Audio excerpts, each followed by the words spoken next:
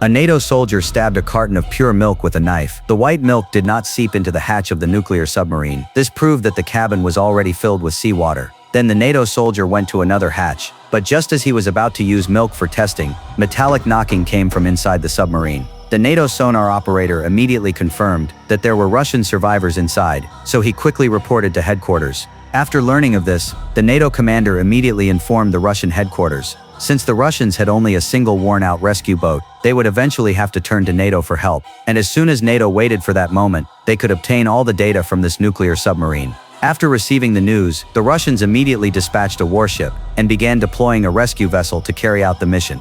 But at this time, the inside of the nuclear submarine had already started running out of oxygen. The surviving Russian soldiers could only rely on the small amount of oxygen in the drainage pipes, but soon the oxygen in the pipes was also exhausted. More and more soldiers began fainting due to lack of oxygen. At this moment, the soldiers also realized that without oxygen generators, they would never survive until the rescue. At that moment, a soldier suddenly remembered that in the storage locker of cabin 8 next door, there were spare oxygen generators. But now that area had already been completely flooded with seawater. The soldiers could only risk diving into cabin 8. Fortunately, they soon found the oxygen generator. But on the way back, an accident occurred. A soldier was weakened by the freezing seawater, unable to move in the water. Fortunately, his comrades did not abandon him. Finally escaped from cabin 8 successfully.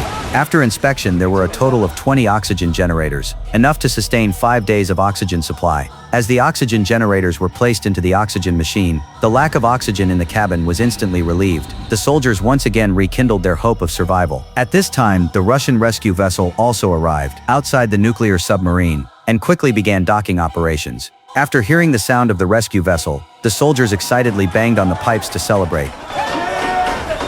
But soon one soldier noticed something was wrong. The docking port of the rescue vessel could never be sealed. No matter how they operated, it could not be fixed. Soon the rescue vessel's power was also completely drained. It had no choice but to surface urgently for recharging. Hearing the sound of the rescue vessel leaving, the trapped soldiers completely lost hope.